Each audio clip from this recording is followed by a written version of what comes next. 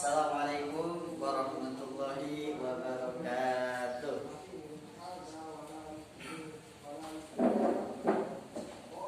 Bagaimana kabarnya semua? Sehat? Alhamdulillah ya, sehat semua. Oke, baik, sebelum kita memulai pembelajaran kita pada hari ini, alangkah baiknya kita berdoa terlebih dahulu ya, supaya pembelajaran kita pada hari ini berjalan lancar dan bermanfaat ilmunya bagi kita semua. Amin ya robbal alamin. Ya, silakan ketua kelas dipimpin. Ya, terima kasih. Sebenarnya kita absen terlebih dahulu. Kakak absen ya. Sandi Yusuf Kurniawan, Iki Parisa Akbar, Muhammad Ali Nur, dan Suwan Hadi. Oke, baik ya. Semuanya hadir semua. Alhamdulillahirabbil alamin. Oke. Ya. Adik-adik semua, sekarang kita akan belajar materi atau pelajaran, yakni pelajaran apa? Al-Quran Al-Quran Hadis ya. Kita belajar Al-Quran Hadis yang bertemakan tentang Al-Quran dan Hadis pedoman hidupku. Oke, lanjutkan. Ya, perhatikan di slide ya, perhatikan. Di sini ada pengertian Al-Quran, lanjut nama Al-Quran dan fungsi Al-Quran. Lanjutkan. Oke, adik-adik perhatikan, kakak akan menjelaskan pengertian Al-Quran ya. Di sini pengertian Al-Quran menurut cendekiawan Muslim Quraisy Shihab, kata Al-Quran ini berasal dari kata kerja, yakni qoro'a, yang artinya membaca, dan kata dasarnya adalah Quran, yang artinya berarti bacaan. Nah, huruf alif pada kata Quran ini mengandung arti kesempurnaan. Jadi, dengan demikian Al-Quran ini adalah bacaan yang sempurna. Jadi Al-Quran bacaan yang sempurna. Al-Quran ini tidak hanya sempurna akan kandungannya, namun juga redaksi serta petunjuknya.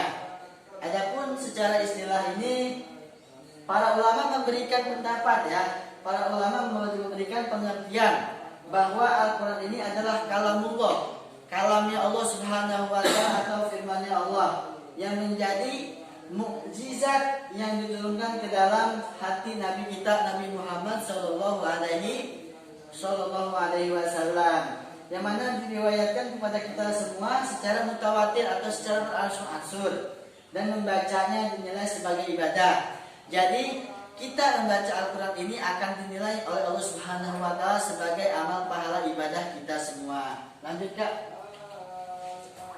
Ya. Di sini ada pengertian dari pengertian dapat kita pahami bahwa ya, yang pertama ini Al-Quran merupakan kalamullah ya, kalam Allah Subhanahu wa Ta'ala, artinya bukan ucapan Nabi Muhammad SAW, malaikat atau makhluk lainnya, tetapi Al-Quran ini adalah firman Allah Subhanahu wa Ta'ala yang diturunkan melalui wahyu ya, yang memberikan jaminan kesempurnaan dan terbebas dari kekurangan. Jadi Al-Quran ini memberikan jaminan kesempurnaan ya, terbebas dari kekurangan. Al-Quran ini adalah yang sempurna ya, tidak ada kekurangannya. Nah, di sini ada yang kedua. Al-Quran ini merupakan mukjizat, yang mana artinya hal luar biasa yang diturunkan kepada Nabi kita, yakni Nabi Muhammad Sallallahu Alaihi Wasallam ya. Perhatikan ya. Di sini yang ketiga, Al-Quran diturunkan atau difirmankan secara mutawatir. Ya, artinya riwayat yang disampaikan oleh 3 orang atau lebih yang memiliki kualifikasi terbaik sebagai orang-orang yang berakhlak mulia ya, berakhlak mulia, sempurna kemampuan hafalannya dan tidak pernah berbohong ya. Dan yang keempat ini membacanya merupakan ibadah ya. Yang keempat ini jadi membaca Al-Quran ini merupakan ibadah ya. Membaca Al-Quran ini menjadi tanda keimanan seseorang. Semakin tinggi imannya, semakin sering dan sungguh-sungguh membacanya. Semakin sering membaca Al-Quran, maka semakin meningkat imannya. Lanjutkan. Ya, di sini ada nama-nama Al-Quran. Yang pertama di sini ada Alkitab. Apa itu Alkitab? Yakni kitab Allah Subhanahu wa Ta'ala. Sebagaimana difirmankan dalam Al-Quran surat Al-Baqarah ayat 2. A'udzu billahi minasyaitonir rajim. Bismillahirrahmanirrahim. Dzalikal kitabu la raiba fihi hudan lil muttaqin. Yang artinya kitab Allah ini tidak ada keraguan padanya, petunjuk bagi mereka yang bertakwa. Jadi ayat ini menjelaskan bahwasanya Al-Quran ini tidak ada keraguan sama sekali, dan Al-Quran ini adalah petunjuk bagi mereka yang bertakwa. Ya, di sini ada Al-Furqan. Ya, sebagaimana dijelaskan dalam Al-Quran surat Al-Furqan ayat 1. Bismillahirrahmanirrahim. Tabarakalladzi nazzala al-furqana 'ala 'abdihi liyakuna lil 'alamina nazira. Ya, lil 'alamina nadhira. Jadi artinya Maha suci Allah yang telah menurunkan Al-Furqan atau Al-Quran kepada hambanya agar ia menjadi pemberi peringatan kepada seluruh alam. Jadi Al-Quran ini diturunkan kepada Nabi kita Nabi Muhammad SAW sebagai apa? Sebagai peringatan yang menjadi pemberi peringatan kepada seluruh alam. Lanjut Kak, next. Ya, di sini ada fungsi Al-Quran. Ya, teman-teman, adik-adik, coba perhatikan. Di sini ada fungsi Al-Quran. Ya, yang pertama ini fungsi Al-Quran dalam Islam secara umum. Ya. Di sini ada sebagai sumber ajaran atau hukum Islam yang utama, ya. Jadi Al-Quran ini adalah sebagai sumber ajaran atau hukum, ya. Sebagaimana yang diterapkan di dalam Indonesia ini, ya, di dalam Indonesia kita ini. Sebagaimana segala sumber-sumber hukum ini bersumber dari Al-Quran. Seperti apa misalnya? Seperti hukum munakahat, hukum perkawinan, ya, hukum waris, hukum pidana. Di situ kita mengambil sumbernya yakni sumber Al-Quran, ya, karena sumber Al-Quran ini adalah yang utama. Ya, di sini ada yang kedua sebagai konfirmasi dan informasi terhadap hal-hal yang tidak diketahui oleh akal, ya, atau tidak dapat diketahui oleh akal, ya. Jadi Al-Quran ini sebagai informasi, ya, seperti halnya terdapat di dalam surat Al-Isra. Di situ dijelaskan bahwasanya Bismillahirrahmanirrahim. Subhanalladzi asra bi 'abdihi lailan minal masjidil haram ilal masjidil aqsa alladzi barakna haulahu linuriyahu min ayatina innahu huwas samiul basir. Ya. Jadi di sini dijelaskan bahwasanya dalam surat Al-Isra dijelaskan bahwasanya perjalanan Rasulullah SAW yang mana hijrah dari Masjidil Haram ila Masjidil Aqsa lailan, dalam satu malam. Itu kan tidak masuk di akal oleh kita, ya, tidak masuk akal kalau kita pikirkan. Tetapi itu adalah kehendak Allah Subhanahu wa Ta'ala, ya. Ya, jikalau Allah menghendaki maka akan jadilah, ya. Innama amruhu idza arada syai'an ayyakuna lahu kun fayakun. Jika Allah menghendaki maka jadilah. Ya, jika Allah katakan jadi maka jadilah, ya. Makanya kita harus mengimaninya dan meyakininya. Dan di sini yang ketiga ada petunjuk manusia ke jalan yang lurus tentang berbagai hal. Jadi adik-adik, teman-teman, Al-Quran ini adalah petunjuk bagi kita semua sebagai petunjuk jalan yang lurus, seperti halnya ibadah, ya, ibadah, amalia serta ilmu pengetahuan, semua itu ada pada Al-Quran, ya. Yang keempat sebagai pengontrol dan pengoreksi terhadap ajaran-ajaran masa lalu, yaitu Zabur, Taurat, dan Injil. Jadi kandungan Al-Quran ini sempurna, ya, menyempurnakan kitab-kitab terdahulu seperti Zabur, Taurat, dan Injil. Lanjut, di sini ada posisi Al-Quran yang fungsinya sebagai petunjuk. Yang pertama, petunjuk bagi manusia secara umum. Yang kedua, petunjuk bagi manusia, bagi orang yang bertakwa. Yang ketiga, petunjuk bagi orang-orang yang beriman. Lanjut, Kak. Ya, di sini yang B, ya, bagi kehidupan manusia. Nah, fungsi-fungsi Al-Quran bagi kehidupan manusia dapat diketahui dari nama-nama lain Al-Quran itu sendiri. Ya, setiap nama Al-Quran yang ditemukan dalam Al-Quran memiliki arti yang menunjukkan fungsi dari Al-Quran tersebut. Misalnya Al-Huda, petunjuk, ya, dan Al-Furqan yakni pembeda dan yang lain-lainnya. Nah, misal Al-Huda ini artinya apa? Petunjuk. Nah, jadi Al-Quran ini menjadi petunjuk bagi manusia secara umum. Terdapat Al-Quran surat Al-Baqarah ayat 35, ya. Yang kedua di sini Al-Furqan sebagai pembeda. Al-Quran sebagai pembeda adalah Al-Quran yang dapat membedakan antara yang hak dan antara yang batil, antara yang benar dan antara yang salah, ya. Terdapat sama ya, terdapat dalam Al-Quran surat Al-Baqarah ayat 185. Ada yang tahu suratnya? Ya.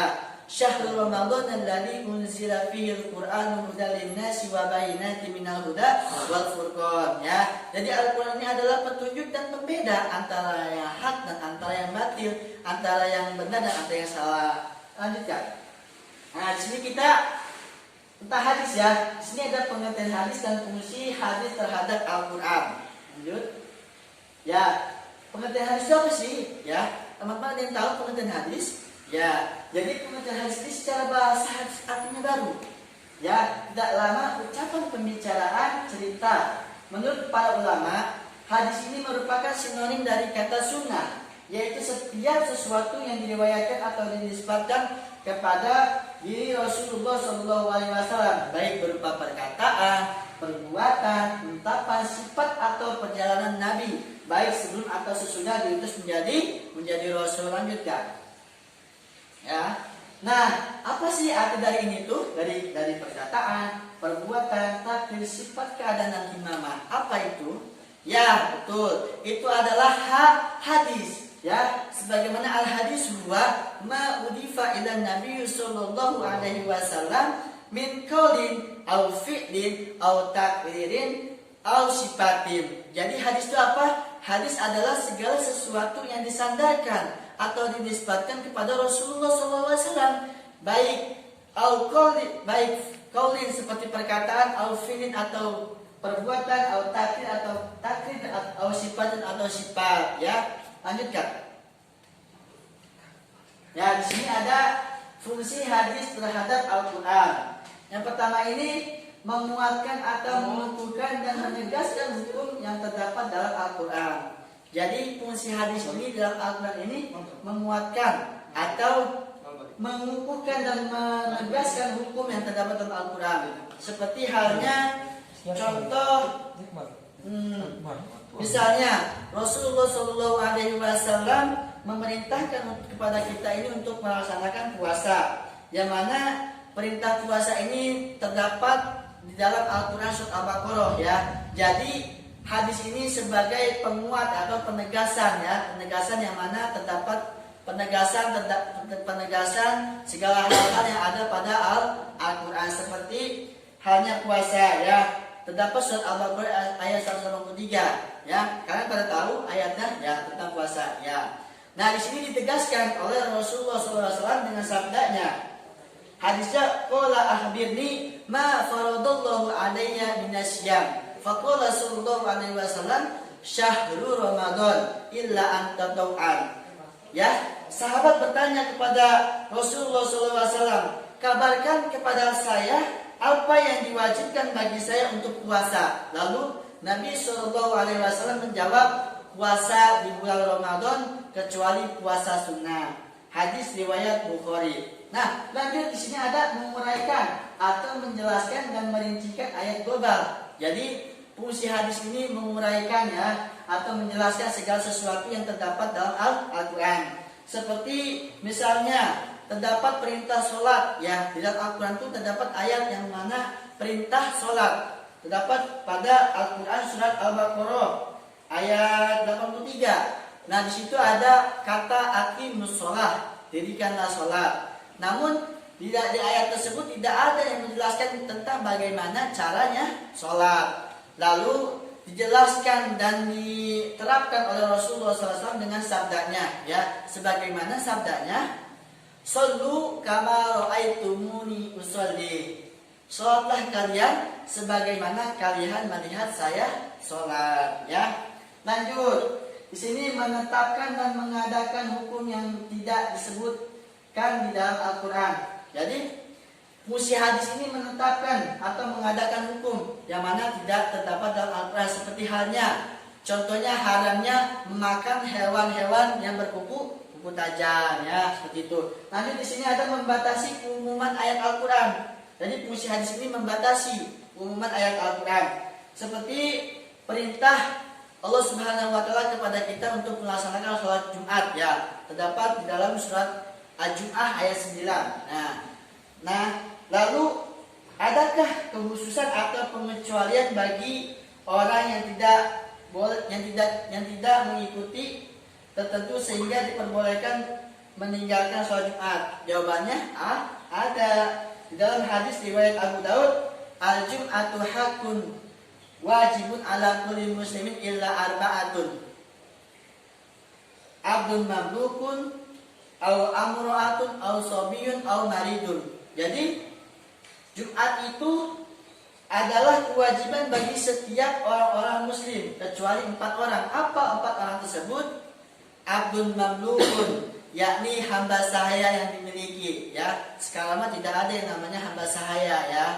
Jadi au amru'atun atau perempuan. Jadi perempuan itu tidak diwajibkan untuk melaksanakan sholat Jumat, ya. Au sobiyun atau anak kecil juga, dan au maridun atau orang-orang yang sakit, ya. Lanjutkan. Nah, di sini ada fungsi Al-Quran dan hadis dalam Islam. Nah, di sini Al-Quran merupakan kitab suci yang terakhir diturunkan oleh Allah Subhanahu wa taala. Kitab Al-Quran sebagai penyempurna dari kitab-kitab Allah Subhanahu wa taala yang telah diturunkan sebelumnya, seperti Zabur, Taurat, dan Injil, ya. Lanjut di sini sebagai sumber hukum pertama dan utama dalam Islam, ya. Jadi fungsi Al-Quran di sini adalah sumber hukum utama dalam Islam. Yang selanjutnya, hadis merupakan sumber hukum kedua ajaran Islam setelah Al-Quran. Jadi setelah Al-Quran sumber hukum hadis. Ya, di sini yang terakhir, hadis merupakan rujukan umat Islam dalam memahami syariat. Jadi hadis ini merupakan rujukan Islam dalam memahami syariat, ya. Ya, terima kasih, ya. Telah selesai pembahasan kita. Indakum soal, apa ada yang ingin bertanya tentang materi kita ini, Al-Quran dan hadis, pedoman hidupku, ya? Ada yang bertanya? Paham semua? Oke, baik, paham, ya. Ya, paham. Mungkin cukup ini saja pembahasan kita. Intinya berpedomanlah, kehidupan kita ini berpedoman kepada Al-Quran dan hadis, ya. Bersungguh-sungguhlah, ya. Ijhad wala taksa wala takun filan fanada matul ukba lima yatakasa. Bersungguh-sungguhlah dan jangan kita bermalas-malasan, karena penyesalan ada pada orang yang bermalas. Jadi kita ini intinya, ya, bersungguh-sungguh dalam kebaikan, fastabiqul khairat, ya. Mungkin cukup ini saja dari kakak pembahasannya, ya. Silakan dipimpin doa. Ya, baik, berdoa selesai. Mohon maaf apabila ada kata-kata yang salah. Kakak akhiri, wabillahi taufiq wa hidayah. Assalamualaikum warahmatullahi wabarakatuh.